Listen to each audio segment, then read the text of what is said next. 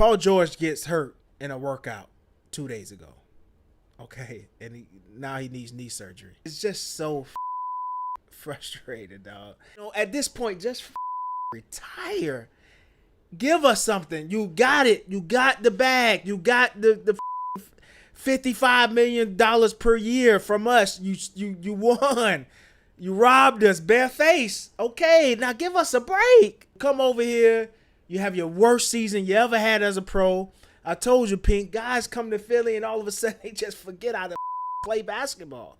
It's the weirdest thing in the history of sports. And Embiid is up there. He's talking.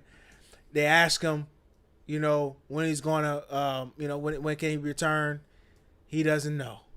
He just knows it's going well. The recovery is going well, but he don't know if he can make it through training camp. He's not going to rush back. He felt like he rushed back last year. You rushed back last year because you wanted to be on the Olympics team so bad. You wanted to play for USA so bad, but not your real country. You know what I mean? You just had to play for USA to get you a gold medal.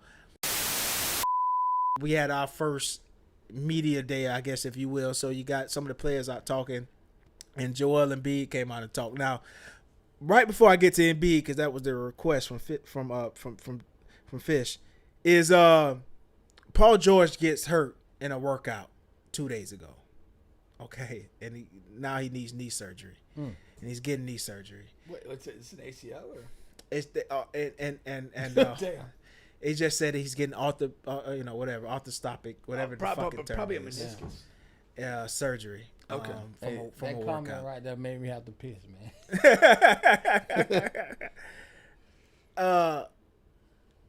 It's just so fucking frustrated, dog.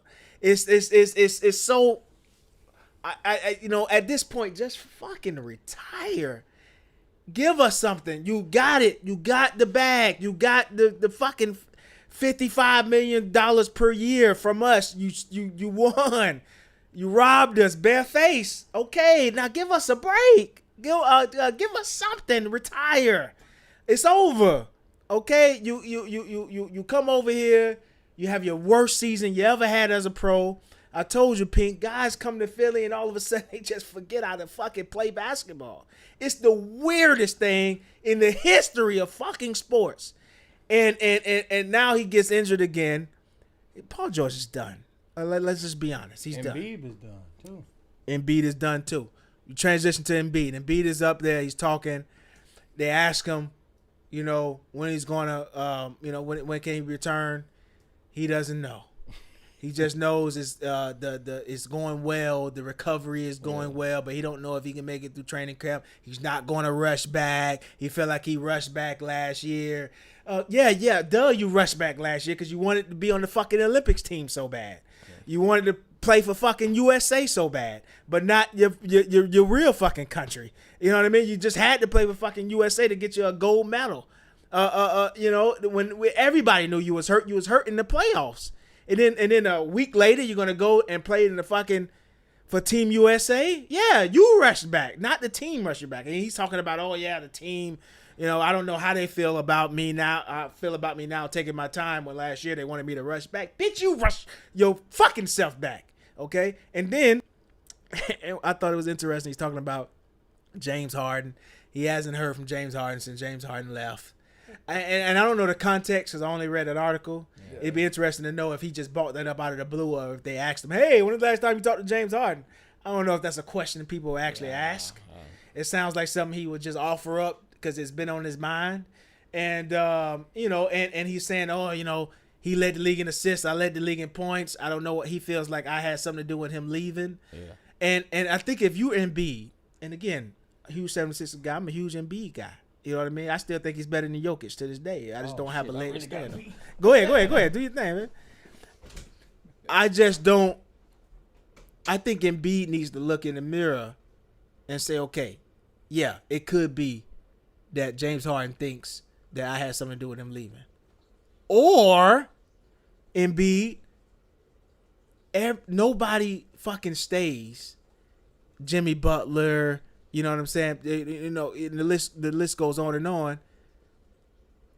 what if that has something to do with you because you're not doing what you need to do as the best player on the team? Yeah. Do you look at it that way? Yeah. You know what I mean? Although the Harden thing's a little funny because when it went down, it was kind of this thing with Harden and Morey. Yeah. That James thought there was an understanding that he was going to get a deal, and he wasn't getting that deal, so he's eager to move on. It really, on its face, didn't suggest Embiid being an issue, but maybe it's guilty conscience for him to bring that up now. Yeah. That Yeah. We nobody really knows what happened unless James Harden says it. But I mean, it's interesting because he says, "Yeah, I thought me and Harden was cool," but he hasn't heard from him and talked to him since the day he left. And maybe Harden is like, just fuck Philly and everybody in Philly because they wouldn't give him my money. And that is funny. Like, I don't know. Yeah, like what is that like? But I don't know. Like you feel like some guys have some somewhat authentic friendships or relationships. Yeah. Like and again, it's something. Even if like you. Well, the other problem is hard because Embiid probably didn't play either game against the Clippers. So it's maybe that. I mean, like again, if you're on the court season. in the game, you might dap each other up. Have a word. Yeah. But if and again, I'm not 100% certain when I'm saying this, but I'm not either. If he missed both games against the Clippers, there might not have been an occasion to see him. Yeah. I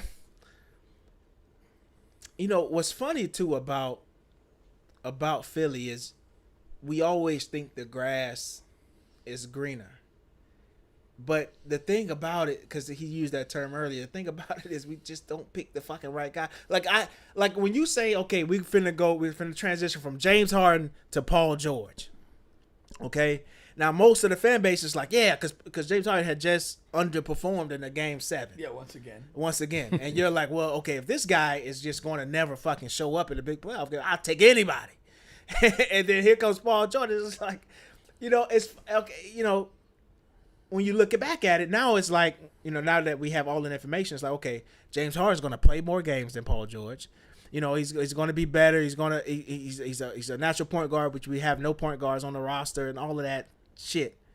But it's like, damn, we couldn't transition to anybody better than fucking Paul George. You know what I mean? And then you go from that, and then to Tobias, and it's a whole fucking shit show. But the light at the end of the tunnel for the Sixers is that we have a core group of young players that are good.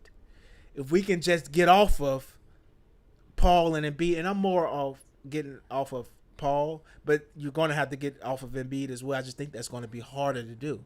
Yeah. And then we can move on with the VJ Edgecombe and the Tyrese Maxey and and give Grimes his money and if McCain comes and back. McCain. You know what I mean? And then you got a nice core to go to war with, man. But these guys, just over the course of my fucking life, you just give these guys $1 billion, $1 trillion who are 37 and 36 with injury issues. Why? How do you every fucking time you do it? Elton Brand and you just go back over time. The Lakers center, the big man who played with Kobe. Paul Gasol? No. The kid, he was a kid. Bynum. Oh, Bynum. Bynum was like fucking chewed gum after the Kobe run, and we give him a max contract. Like, fucking why? Yeah. No. Why? But I mean, like the trade that you like that should be the defining trade of this era is the Paul George for SGA, because it was, even then Paul George was younger, but it was chasing the high paid star and giving away the young player who hadn't reached his prime yet. And obviously there was a lot more gas in that tank and a higher ceiling than the Clippers believed, apparently, because now you're sitting on an MVP in his prime as world champions, and Paul George is on his third team in as many years. But that, like, if you're gonna NBA if you're going to be like a good GM, like, you gotta start getting away from the 30 plus guys When has that on worked? big money. I went through a rabbit hole in history. I'm like, okay, if GMs continuously do this, when has it fucking worked? Yeah. It just fucking hasn't. But why do all of them do it? So The Lakers thing did not work. The old guys, Yeah, the Karl yeah. Malone, and that shit Well, they didn't tried work. it twice because then they had the one with Nash and Dwight. Yeah. They went down that. Now, like, so LeBron and Bosch were under 30 when they went to Miami. They was in their prime. No, but I'm saying, Yeah. Ray Allen and KG, that might have been the close. Those guys were probably about They were 30. in their prime though. But when they about first got to close Boston, but they were right close. about 30, I would think. Yeah. That might be the closest. That might be the closest. Example maybe where it kind of worked, but again, you're getting right at the cusp of 30. Yeah.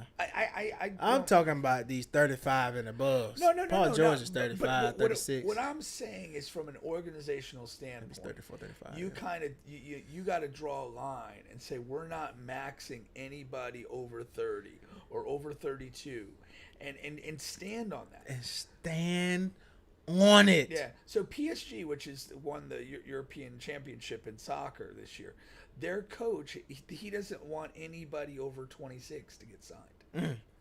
He's just like, I don't want to sign old players. So it's like, we'll sign young. As they age up, we'll move them on if we need to. But we're going to always have a young core team. And part of his style is to play like a very kind of physically aggressive, a lot of running and pressing in soccer. And so he knows, like, I can't play that style with even a great 32-year-old guy. He's just not going to hold up. And then Daryl Morey, you've done a lot better than Elton Brand could ever dream of doing. But you just said last year we were old. We were going to go into a younger, new. But you fucking signed Kyle Lowry back, who's fucking 1,000 years old. You signed Eric Gordon back, who's a fucking 1,000 years old. You know, you got all of these fucking old guys. Paul George is old. It's like you just lied to us. You just lied right to my fucking face. It's a shit show. But that's my squad, and we'll see what the fuck happens, I guess. But that's it.